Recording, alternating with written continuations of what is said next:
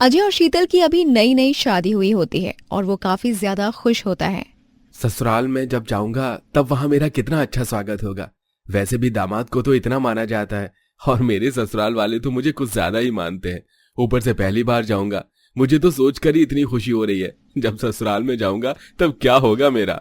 अजय खुद से बात कर ही रहा होता है कि तभी वहाँ उसकी पत्नी चाय लेकर आती है। कहीं आप फिर अपने ससुराल के ख्याली पुलाव तो नहीं बना रहे हैं ना? अरे शीतल, तुम भी कैसी बातें कर रही हो। अरे शादी के बाद मैं अपने ससुराल में पहली बार जाऊंगा। वहां भी सब मेरे आने का बेसब्री से इंतजार कर रहे होंगे। वैसे भी हमारे भारत में दामाद को कितना ज्यादा माना जाता है, तो मैं खुश क्यों ना रहूं। और ये कोई ख्याली पुलाव नहीं है, ये हकीकत है जो कुछ दिन में सच होने भी वाली है। वैसे आपका इतने अच्छे से वेलकम किया जाएगा ये देखकर थोड़ा बुरा तो लग रहा है, लेकिन आप बिल्कुल सच ही कह रहे हो। आपके ससुराल में तो अभी से ही तैयारी भी शुरू हो गई होगी। आखिर उनके दामाद जो घर आ रहे हैं। जितनी इज्जत दामाद को उसके ससुराल में मिलती है ना, उतनी पूरी दुनिया जहां में कहीं नहीं मिल सकती। इतना मान सम्मान दिया जाता है ससुराल में, मानो दामाद नहीं कोई भगवान ही आ गए हों। आप तो वैसे भी मेरे घर के पहले दामाद हो, आपकी खातिरदारी में तो कोई भी कमी छूट ही नहीं सकती। तुम्हारी बात हुई अपने मायके में? हाँ, माँ का फोन आया था। वो बस पूछ ही रही थी कि आपको खाने में क्या पसंद है, इस संडे को हम आ रहे हैं या नहीं। ज्यादा तो आपकी बातें हुई हैं बस। मतलब मैं जो इतना उत्साहित हो रहा हूँ वो बिल्कुल सही है। मेरा वेलकम तो ग्रैंड ही होगा। अगर आपने और भी कुछ सोचना है ना तो सोच लीजिए, क्योंकि तब तक मैं खाना बना लूंगी ना। अरे जब से आपको पता चला है कि हम संडे को मायके जा रहे हैं, तब से तो आपकी खुशी का कोई ठिकाना ही नहीं है। अजय अपने ससुराल के पहले दिन का ही सोचकर काफी खुश था। वहीं उसके ससुराल वाले भी तैयारी में लगे हुए थे। सुनिए ना, काजू बादाम अखरोट और खजूर ये सब ले आना। ये सब क्यों? अरे भूल गए क्या, दामाद जी आ रहे हैं संडे को घर पर। अब वो आकर कुर्सी पर ऐसे ही खाली थोड़े बैठे रहेंगे। उनको खाने के लिए ड्राई फ्रूट्स तो देने पड़ेंगे ना। चाय बिस्किट थोड़ी ना अच्छा लगता है। माँ, पर इतना ज्यादा भी क्यों करना? उनको पता चल जाएगा साफ कि ये सब बस उनके लिए हो रहा है। हाँ तो अच्छी बात है ना। अरे भाई, जब हम कुछ कर ही उनके लिए रहे हैं तो पता चलने में कौन सी बुराई है। घर के दामाद है, इतनी खातिरदारी करना तो बनता ही है। तुम मुझे लिस्ट बनाकर दे देना, मैं सब कुछ ले आऊंगा। ऐसी खातिरदारी के लिए तो एक बार मैं भी दामाद जरूर बनना चाहूंगा। बेटा, जब तुम्हारा नंबर आएगा ना, तब तुम्हारी भी इतनी खातिरदारी की जाएगी। चिंता मत करो, ये इज्जत मान सम्मान तो दामाद को मिलता ही है। सारी तैयारी जोरों शोरों से चल रही होती है। शाम के समय सरिता वापस अपनी बेटी को फोन करती है। अच्छा शीतल बेटा, दामाद जी के लिए सोया चाप, पनीर, चिकन, नान, मीठे में मूंग का दाल का हलवा, रस मलाई, घेवर और मटर पुलाव, ये सब खाने के लिए ठीक रहेगा ना? माँ, ये कुछ ज्यादा नहीं हो जाएगा? अरे इतना सब बनाने की क्या जरूरत है? ऐसे कैसे कोई जरूरत नहीं है, दामाद जी ससुराल में पहली बार आ रहे हैं। अच्छा ये सब छोड़ और ये बता, नाश्ते में क्या क्या बनाना है? माँ, अब नाश्ता भी करवाओगी क्या 36 तरह का?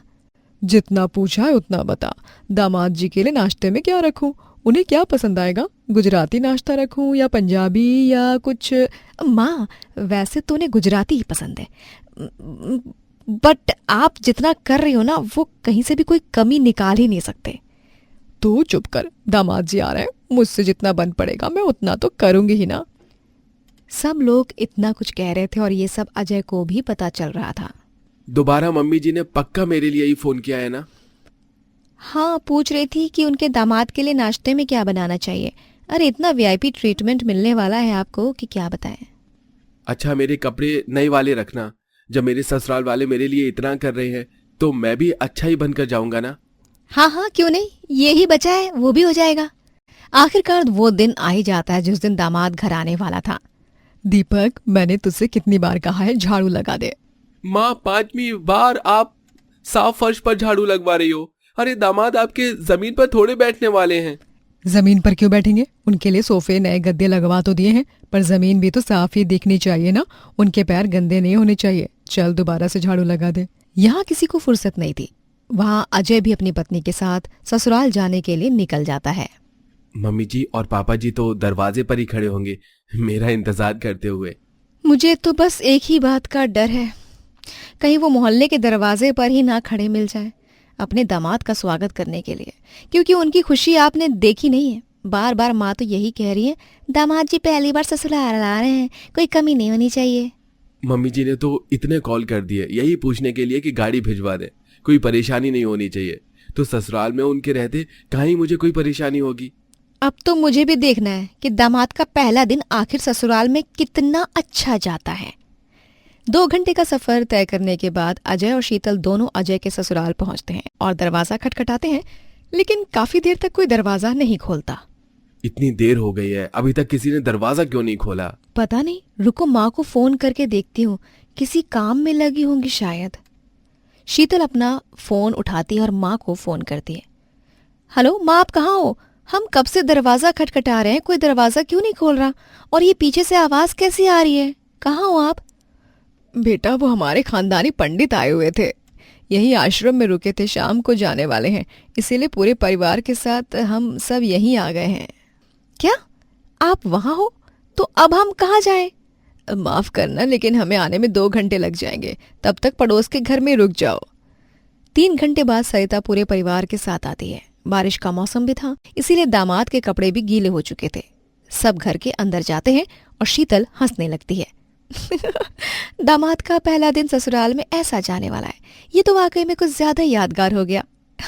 कैसा लगा आपको आपके ससुराल में पहला दिन? माफ करना दामाद जी, हमारे खानदानी पंडित जी हैं, अब वो यहाँ आते नहीं हैं। इतने सालों में पहली बार आए थे और शाम को ही जाना था उन्हें, इसीलिए हम बिना कुछ बताए ही वहाँ चले गए। आपको इतनी परेशानी हुई उसके लिए हम बहुत माफी चाहते हैं। कोई बात नहीं मम्मी जी, अब जो हो गया है उसको तो बदल नहीं सकते ना, लेकिन मुझे अपने ससुराल का पहला दिन जरूर याद रहने वाला है। अब कोई बात नहीं, अभी भी देर नहीं हुई है। हम अब भी पूरी कोशिश करेंगे कि आपका बाकी का दिन अच्छा जाए। दामाद का ससुराल में पहला दिन काफी अजीब तरह से जाता है, लेकिन अंत में ससुराल वाले भी काफी कोशिश करके उसे अच्छा बना ही देते हैं। सुलोचना और शंकर अपने बच्चों के साथ टिहरी गांव में रहते थे, जो पहाड़ी इलाके में स्थित था। सुलोचना और शंकर एक फैक्ट्री में काम करके अपने परिवार का पेट पाल रहे थे। गोलू और भारती, तुम दोनों समय से स्कूल से आकर खाना पीना खाकर पढ़ने बैठ जाना और कहीं बाहर मत जाना। हाँ हाँ, कहीं बाहर जाने की जरूरत नहीं है, आजकल तुम दोनों ज्यादा ही खेलने में लगे रहते हो। ठीक है पिताजी, हम कहीं नहीं जाएंगे। भारती, तुम गोलू से बड़ी हो, जब भी ये शैतानी करे तो इसे डांट कर समझाया करो। ठीक है माँ। अब दोनों स्कूल के लिए निकल जाते हैं। वहीं सुलोचना और शंकर भी हर रोज की तरह काम के लिए घर से निकल पड़ते हैं। टिहरी का पहाड़ी इलाका ऐसा था कि वहां आए दिन कोई न कोई हादसा होता ही रहता था, पहाड़ों के टुकड़ों के गिरने की वजह से। माँ ने कहा है कि घर से कहीं नहीं जाना, अब क्या हम खेल भी नहीं सकते? अभी घर चलकर खाना पीना खाकर थोड़ा आराम करेंगे, फिर हम पढ़ने बैठेंगे।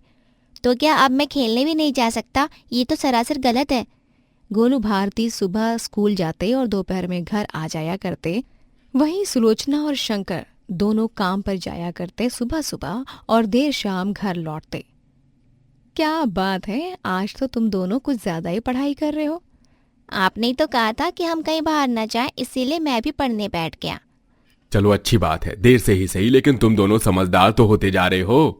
सुलोचना अब सबके लिए खाना बनाती है और देर रात सब खाना पीना खाकर सो जाते हैं। लेकिन सुबह गांव में पहाड़ का एक बड़ा सा टुकड़ा गिरने की वजह से कई रास्ते जाम हो चुके थे और 2 लोगों की मौत भी हो गई थी। अरे सुलोचना, खाना पीना बना लो, रास्ता बंद है, हमें जंगल के रास्ते से काम पर जाना होगा। हे भगवान, ये पहाड़ों का इलाका कभी भी किसी की भी जान ले सकता है। हाँ वही तो, देखो इस पहाड़ के टुकड़े के गिरने की वजह से 2 लोगों की मौत हो गई है। वो जो चाय की टपरी लगाते थे काका, वो और उनकी पत्नी दोनों ही उस पहाड़ के टुकड़े के नीचे आ गई। ओह, बहुत बुरा हुआ ये तो। ये पहाड़ी इलाका है, तुम भी जानती हो, हर साल पहाड़ गिरने की वजह से कितने लोगों की मौत होती है। हाँ ये तो है। सुलोचना और शंकर अब कुछ देर बाद फैक्ट्री के लिए निकल जाते हैं, लेकिन रास्ता जाम होने की वजह से वो जंगल का रास्ता फैक्ट्री जाने के लिए अपनाते हैं। लेकिन उन्हें क्या पता था, एक हादसा उनका भी इंतजार कर रहा है। कल रात हुए भूस्खलन में गांव के 2 लोगों की जान जा चुकी थी, लेकिन यह हादसा शंकर और सुलोचना के साथ भी होता है। एक पत्थर का बड़ा सा टुकड़ा पहाड़ से गिरता है और उस हादसे में सुलोचना और शंकर की जान चली जाती है। दीदी, आप क्यों रो रही हैं? और मम्मी पापा को क्या हुआ है? वो हमें छोड़कर चले गए गोलू। वो हमें छोड़कर चले गए।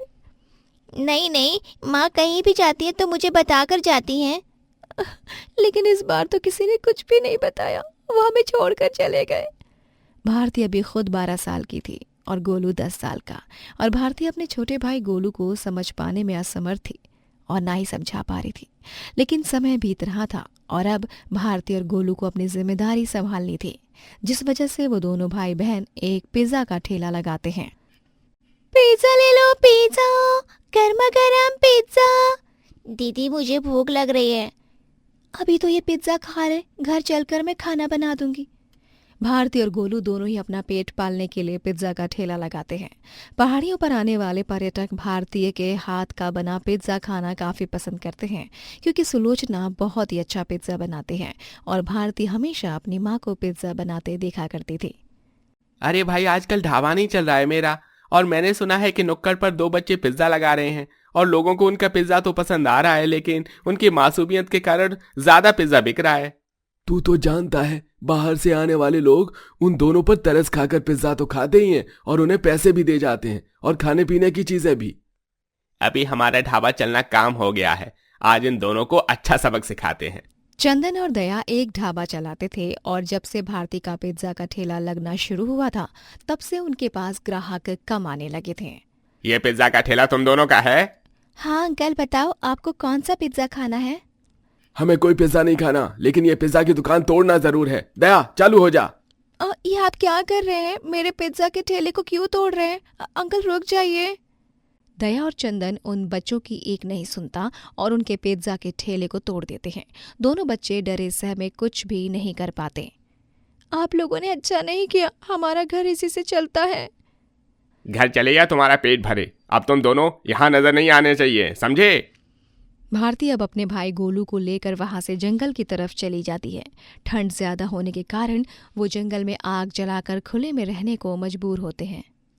दीदी हम कितने दिनों तक यहाँ ऐसे रहेंगे? और मुझे तो भूख भी लग रही है। हम उन लोगों से काफी दूर आ चुके हैं, तो चिंता ना कर, हमारे पास जो पैसे हैं उससे हम फिर से पिज्जा का ठेला लगाएंगे। लेकिन दीदी इस बार वो लोग फिर से हमारे ठेले को तोड़ने तो नहीं आएंगे ना? नहीं नहीं, तू चिंता मत कर। गोलू और भारती कुछ दिनों बाद अपने पास रखे पैसों से पिज्जा का ठेला लगाते हैं। Very good pizza, wow this spicy. हाँ एकदम स्पाइसी है। एक बार फिर से भारती और गोलू का पिज्जा ढाबा ठीक ठाक चलने लगता है। पहाड़ों पर घूमने आने वाले पर्यटक उन बच्चों के हाथों के बने पिज्जा को खाकर उनकी तारीफ करते हैं। दूसरी तरफ चंदन को एक बार फिर उन बच्चों के पिज्जा के ठेले के बारे में पता चलता है। दया, दया कहाँ है? जल्दी चल, उन बच्चों ने फिर से पिज्जा का ठेला लगाया है, लेकिन वो इस बार हमारे इलाके से दूर जंगल में पिज्जा का ठेला लगाकर पिज्जा बेच रहे हैं और लोगों की भीड़ लगी हुई है। मैं अपनी आंखों से देखकर आ रहा हूँ। बच्चों की इतनी हिम्मत, आज फिर इन्हें मजा चखाते हैं। और हाँ, मैंने वहां लोगों की भीड़ देखी, लोग फिर से उन पर तरस खा रहे हैं। लोगों को क्या पता ये दोनों बच्चे कितने तेज हैं। आज इन दोनों को सबक मिल ही जाना चाहिए। इतना कहकर दोनों फिर से उन बच्चों के पिज्जा के ठेले के पास पहुंचते हैं और उनका ठेला तोड़ने लगते हैं। तभी वहां मौजूद पिज्जा खा रहे पर्यटक उन दोनों को रोकते हैं। ये बच्चे हमारा काम खराब कर रहे हैं। अंकल अंकल, आप ये क्या कर रहे हैं? रुक जाइए अंकल, ये हमारी रोजी रोटी है। आपने उस दिन हमें हमारे इलाके से भगा दिया था, तो हमने यहाँ आकर अपना काम शुरू किया। हाँ हाँ, आप लोग बहुत गलत कर रहे हैं। तुम इन बच्चों का रोजी रोटी छीनोगे, इनका जितना नुकसान हुआ है उतना पैसा भरो। अरे भाई, आप लोग यहाँ के नहीं है तो क्यों बीच में दखलंदाजी कर रहे हैं? पैसे देता है या नहीं?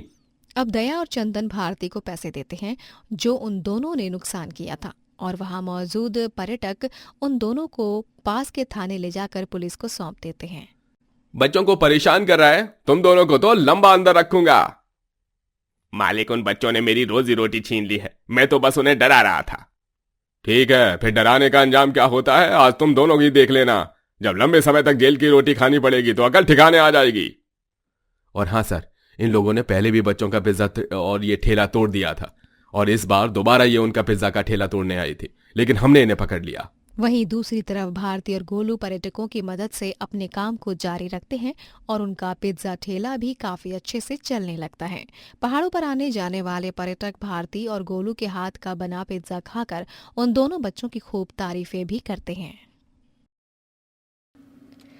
रीवापुर गांव में शंकर अपनी बूढ़ी माँ कोकिला, पत्नी बिजली और छोटे भाई दिनकर के साथ रहता था। शंकर और दिनकर दोनों ही भाइयों पर घर की जिम्मेदारी थी। पिता का एक बीमारी में निधन हो चुका था, जिस वजह से घर का सारा कार्य शंकर के कंधे पर आ चुका था।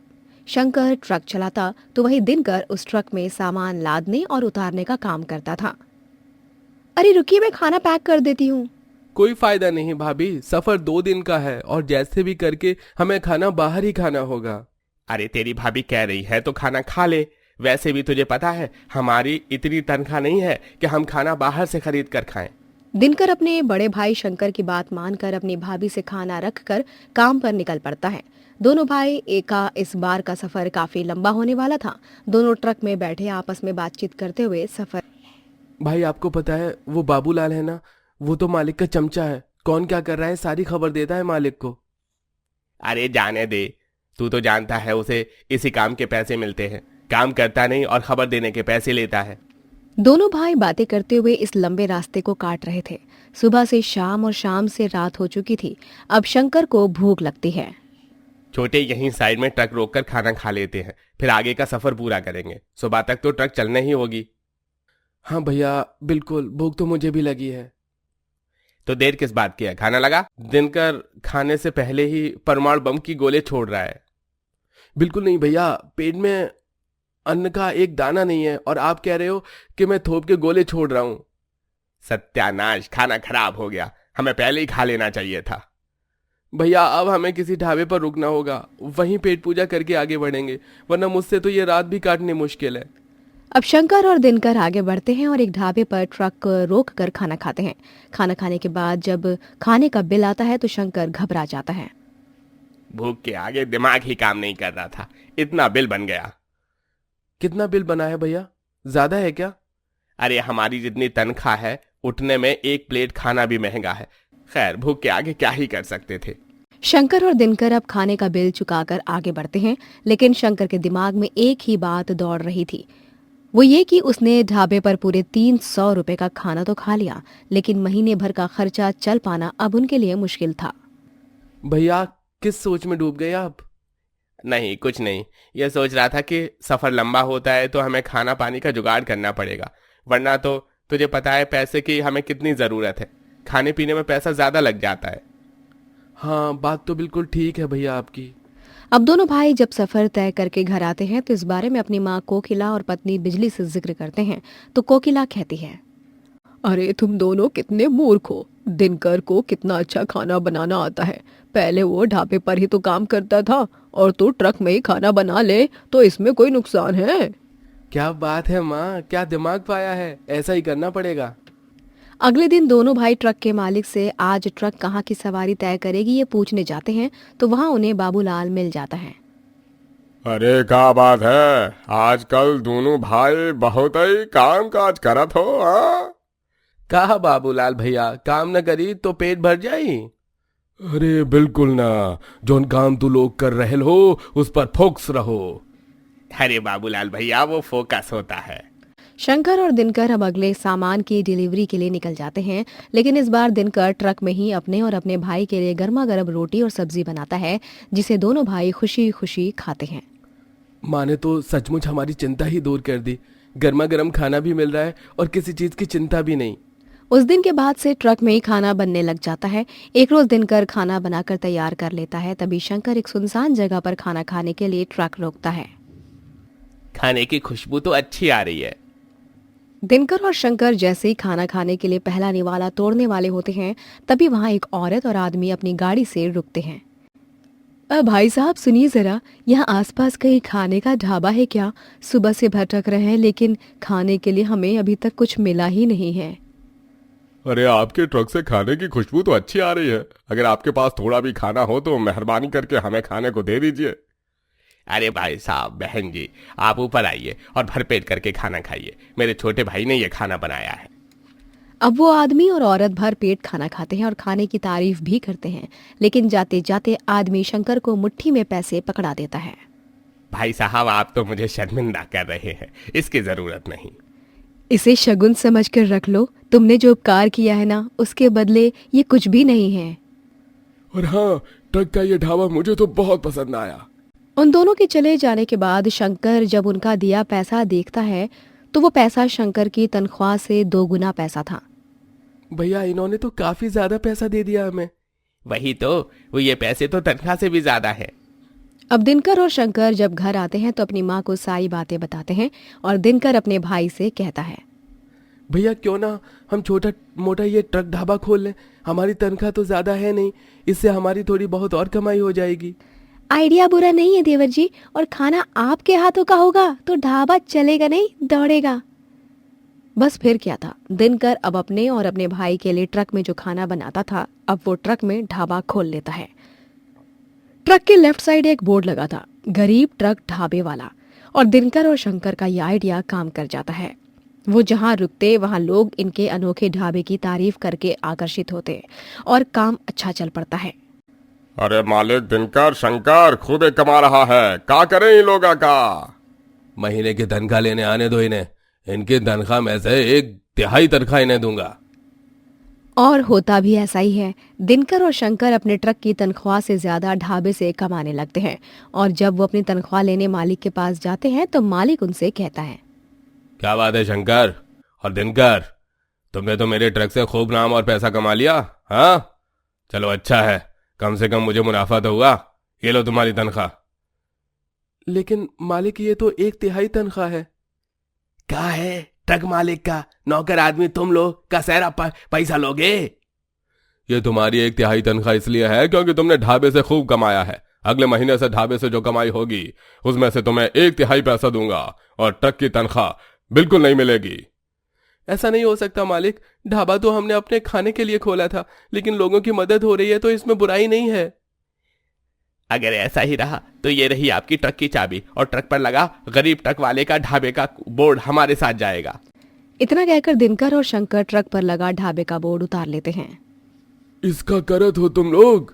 हाँ मालिक, ई का आपका जो बोलत का है नहीं हो। मालिक भी दिनकर और शंकर को देखता रह जाता है।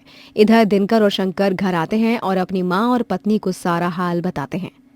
तुम दोनों चिंता क्यों करते हो? मेरी शादी में तेरी दादी ने मुझे सोने का कंगन दिया था, उन दोनों कंगन को गिरवी रख के ट्रक तो आ जाएगा ना, बस काम हो जाएगा।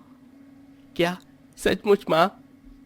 मेरे गले में ये मंगलसूत्र छोड़कर मेरे पास जितना भी गहना था इसे भी गिरवी रखकर आप किश्तों पर ट्रक निकलवा लीजिए, ताकि हम ट्रक के साथ साथ ढाबा भी चला सकें।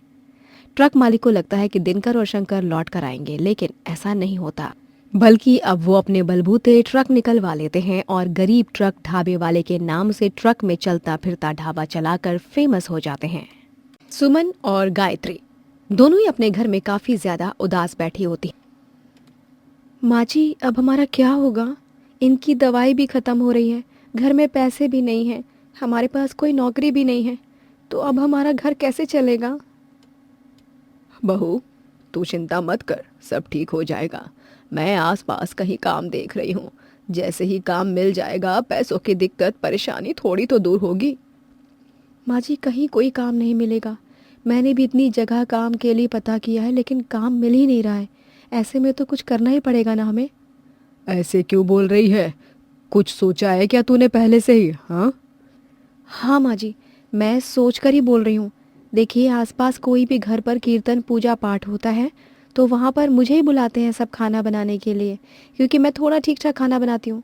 तो क्यों ना अब हम अपना काम शुरू कर दें, मतलब अपना ढाबे वाला काम, ढाबा खोलें। बहू, तो ये क्या कह रही है?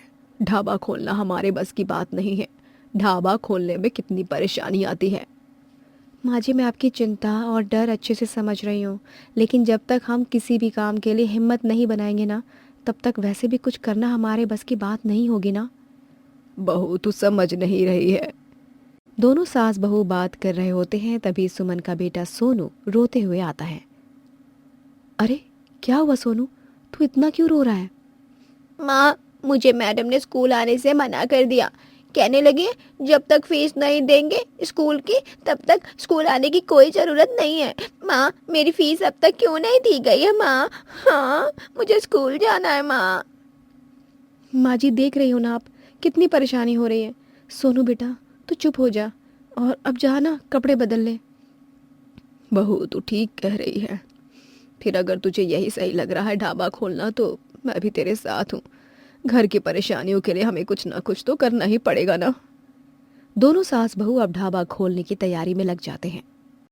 बहू, हमने ढाबा खोलने की तो सोच ली है, लेकिन हमारे पास तो पैसे हैं ही नहीं। हम ढाबा खोलेंगे कैसे?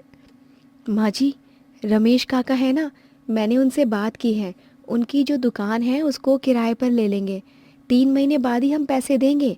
मैंने उनसे बात की थी कि जब हमारा ढाबा 3 महीने थोड़ा बहुत चलने लग जाएगा तो हम पैसे दे देंगे। दोनों सास बहू रमेश के पास जाते हैं। अरे दुलारी पिचकारी दोनों आ गई। माफ करना, ये दुलारी पिचकारी कौन है? अरे मैं गायत्री और ये मेरी बहू सुमन है। तुम दोनों को ही दुलारी पिचकारी कह रहा हूं। अच्छा ये बताओ, यहाँ क्यों आए हो दोनों? काम है क्या?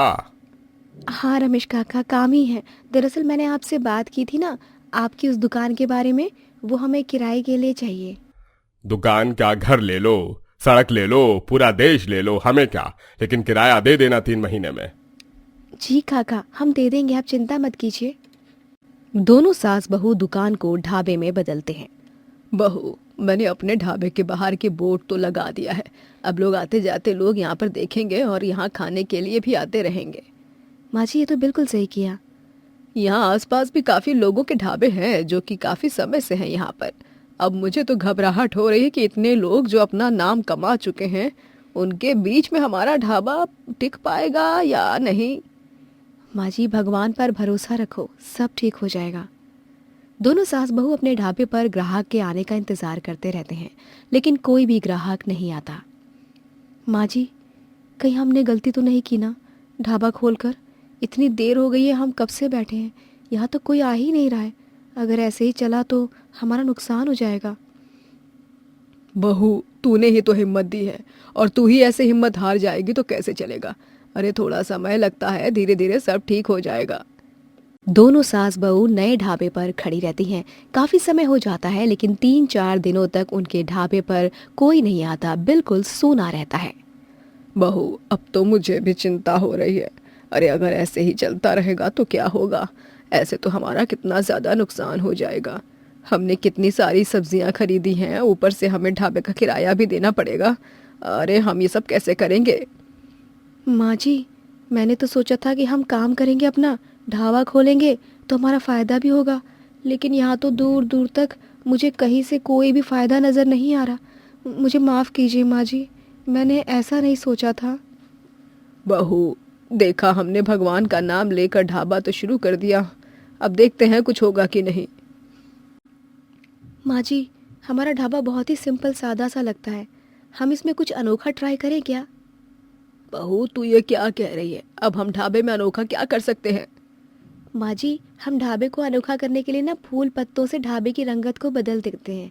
इसको सुंदर बना सकते हैं ताकि लोग इसकी सजावट देख कर आएँ और यहाँ पर उनके रुकने का मन करे। अगर यहाँ पर किसी भी ग्राहक का रुकने का मन करेगा ना तो वो खुद ही बहाने ढूंढ कर आएगा। अरे बहू, ये तो तूने बिल्कुल पते की बात कही है। दोनों सास बहू अब अपने ढाबे को अनोखे बनाने की तैयारी में जुट जाते हैं।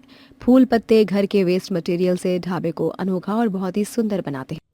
ये तो हमारी छोटी सी दुकान थी जिसकी काया पलट ही हो गई है। देखो इतनी सुंदर दुकान बना दी है तुमने। अगर हम इसका पैसा बढ़ा देंगे तो तुम्हें देना पड़ेगा। काका, आप ये क्या कह रहे हैं? वैसे भी हमारा काम चल नहीं रहा है, हम कैसे इतने पैसे देंगे? अरे हम तो मजाक कर रहे हैं, इतने सुंदर दुकान बना दी है, अगर हम यहाँ रोज आ जाएं तो कोनो दिक्कत तो नहीं होगी। नहीं नहीं, हमें कोई दिक्कत नहीं होगी, आप यहाँ आ सकते हैं रोज।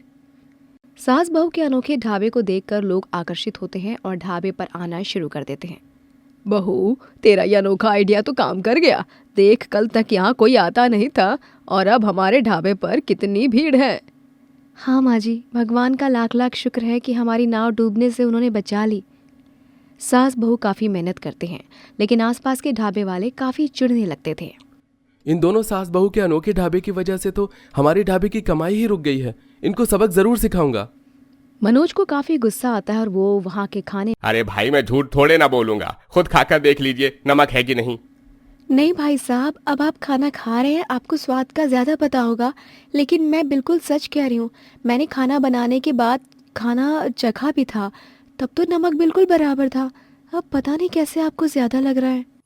मेरी झूठ बोलने की आदत नहीं है, आपको यही लगता है ना मैं झूठ बोल रहा हूँ। आप एक काम करिए, खुद खाना खाकर फिर बताइए।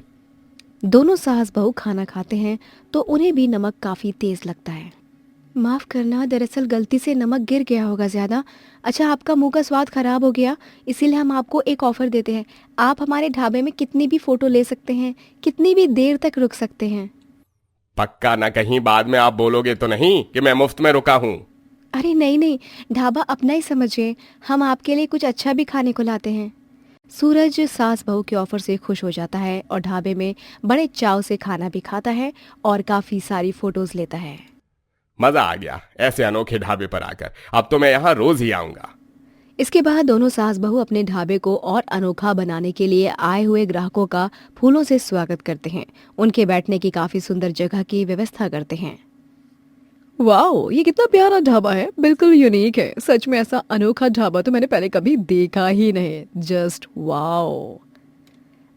आपको हमारा ढाबा पसंद आया? ये पसंद आने लायक वाली तो चीज है ही नहीं। ये तो ऐसा ढाबा है जहाँ पर हर किसी का मन करे कि वो यहाँ से जाए ही ना। सच में बहुत ही प्यारा ढाबा है और इसको अनोखा बनाने के लिए आप लोगों ने भी देखकर ही, मतलब आपको देखकर लग रहा है कि कितनी ज्यादा आप लोगों ने मेहनत की है। वैसे हमारे ढाबे का खाना भी बहुत ही स्वादिष्ट है, आप खाओगे ना तो आपको भी बहुत अच्छा लगेगा। ये तो कहने की बात ही नहीं है। I mean, आप लोगों को ना, मतलब क्या कहूँ मैं, देख कर ही लग रहा है कि ढाबे में खाना भी बहुत ही अच्छा, बहुत ही स्वादिष्ट मिलेगा। अब जल्दी से ना मेरे लिए अपने ढाबे का बेस्ट वाला खाना दे दीजिए, मुझे क्रेविंग हो रही है, अब मुझे इंतजार नहीं हो रहा है। इसी तरह दोनों सास बहू का अनोखा ढाबा काफी ऊंचाई पर आ जाता है और जलनखोर लोगों की जलन उन्हें ही मात देती रहती है। चारू एक अनाथ लड़की होती है जो एक छोटे से गांव में अपने चाचा चाची के साथ रहती है। एक सुबह चारू काफी देर से उठती है तो चारू की चाची को काफी गुस्सा आता है। कहो, मुफ्त का घर बार मिल गया तो पलंग ही तोड़ी रहोगी तुम, हैं? कछु काम धंधा नहीं करना का? नहीं चाची, ऐसन बात नहीं है। वो का है ना, कल रात घर का काम करने के बाद शरीर बहुत टूट रहा था, इसीलिए सुबह ना आँख नहीं खुली। आँख नहीं खुली? ये कौन बात होत है, हैं? अरे ऐसन कैसन आँख नहीं खुली? जब तो का पता है कि सुबह सुबह हमका गर्म पानी चाहिए तो आँख कैसन ना खुली? जाओ हमरे लिए अभी के अभी गर्म पानी लेकर आओ। जी चाची, मैं अभी लेकर आती हूँ चाची। काम की ना काज की, दुश्मन अनाज की। तू तो बस हमारी छाती पर मूंग दल रही है। तुम्हारी माँ पता नहीं किसके भरोसे तो का छोड़ गई। चाची, आप हमारी माँ को काहे बीच में ला रही हो? अरे वो तो ये दुनिया में भी नहीं है। हाँ, ये दुनिया में भी नहीं है, ऊपर आराम से है ना। जब से हमारे घर में आई है बस खर्चा ही करवाया है। अरे आज तक कबो चाची के बारे में सोचा है? चाची, आप ऐसे कैसे कह रही हो? अरे हम तो आप दोनों के बारे में ही सोचे थे। आप दोनों ही जो हो जिन्होंने हमें पाल पोस कर बड़ा किया है। और कौन है? और फिर भी हमको ही ठेंगा मिला। चल जा यहाँ से, पानी लेकर आ। सुनीता ऐसे ही अक्सर चारू को काफी कोसती रहती है, उसे ही घर के सभी काम करवाती है। ऐसे ही काफी ज्यादा धूप और गर्मी का मौसम भी था। घर में भी सबको पसीने आ रहे होते हैं। सुनीता गुस्से में चारू के पास जाती है। ये का है? अब तक खाना काहे नहीं बना है, हैं?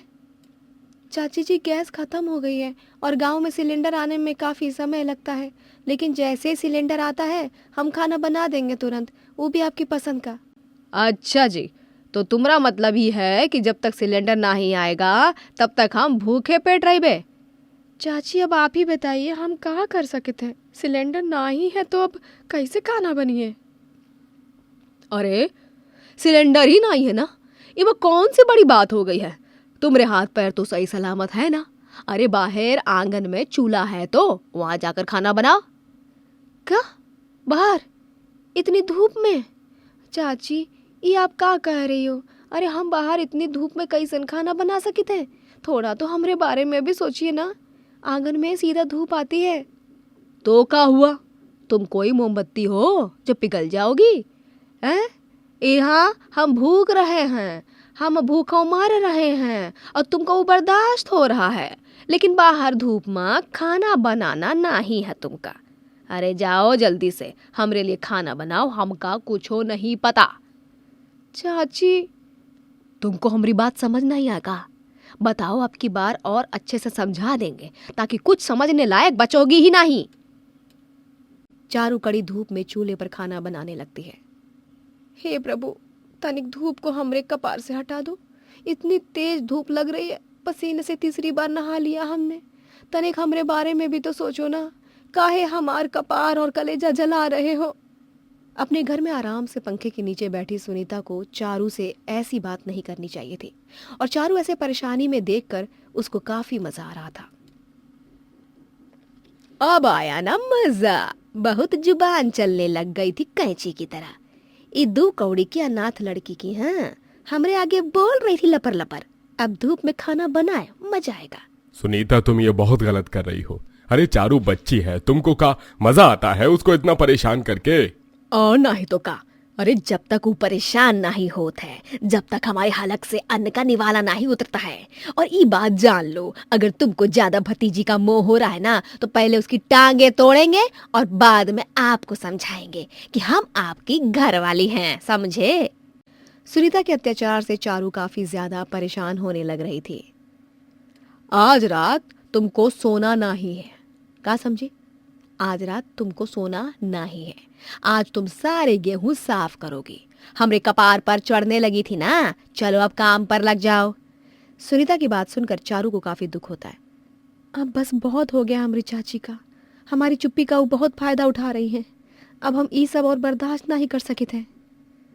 रात के समय सब लोग सो रहे होते हैं और चारू घर से भाग जाती है और एक ढाबे में नौकरी करने लग जाती है। अरे वाह, तुम तो बहुत ही अच्छा खाना बनाती हो। हमारे ग्राहक को तुम्हारे हाथ का खाना बहुत अच्छा लग रहा है। धन्यवाद मालिक, हमको बहुत अच्छा लगा कि ग्राहक को हमारा बनाया हुआ खाना पसंद आ रहा है। अच्छा मालिक, 1 महीने से ऊपर हो गया है, अब तक आपने हमारी तनख्वाह नहीं दी। अरे थोड़ी तारीफ क्या कर दी हमने तुम्हारी, तुम तो हमरे ही सिर पर चढ़ने लग गई। काम करो, तनख्वाह जब मिलनी होगी मिल जाएगी। काफी समय निकल जाता है और अब तक अजीत ने चारू के पैसे नहीं दिए होते हैं। मालिक, अब आपका बहुत हो रहा है। अरे आपका हमसे ऐसे ही मुफ्त में खाना बनवाते रहोगे? हमको हमारी तनख्वाह दे दीजिए। हमने तुमको अपने ढाबे में काम दिया, 2 वक्त की रोटी दी, रात में सोने की जगह दी, और अब तुम हमरे आगे मुंह खोल रही हो कि तनख्वाह भी चाहिए। अरे किस बात की तनख्वाह? मालिक, हमारी शुरू में ही बात हो गई थी। हमने कहा था ना कि तनख्वाह कम दे दीजिएगा, लेकिन हमको रहने की जगह और 2 वक्त का खाना दे दीजिएगा, और आपने भी हाँ किया था ना, तो अब काहे मना कर रहे हैं? देखिए, हम पहले ही बहुत मुसीबत में हैं, आप हमारे साथ ऐसा मत कीजिए। तुमको किस बात का इतना घमंड है? अरे खाना ही अच्छा बनाती हो, तुम्हें जैसे और 4 बावर्ची मिल जाएंगे। एक तो तुम्हें हताश परेशान सोचकर हमने तुम्हारी मदद की, और अब तुम ही हमरे आगे ऊंची आवाज में बात कर रही हो। जाओ, कोई तनख्वाह नहीं मिलेगी अब, और अब तुम यहाँ काम भी नहीं करोगी। नहीं नहीं मालिक, ऐसा मत कीजिए। अरे आप हमको काम से निकाल दोगे तो हम कहाँ जाएंगे? मालिक, हम तो बस अपनी मेहनत की कमाई मांग रहे हैं ना। किस बात की मेहनत? अरे ढाबा हमरा यहाँ, काम हमने दिया, रहने की जगह हमने दी, खाना दिया, और हमसे ही अकड़। निकलो यहाँ से। अजीत चारू को ढाबे से निकालने लगता है। तभी वहाँ रोहन नाम का लड़का आता है। ये सब क्या हो रहा है? आप तो यहाँ हर रोज खाना खाने आते हैं ना?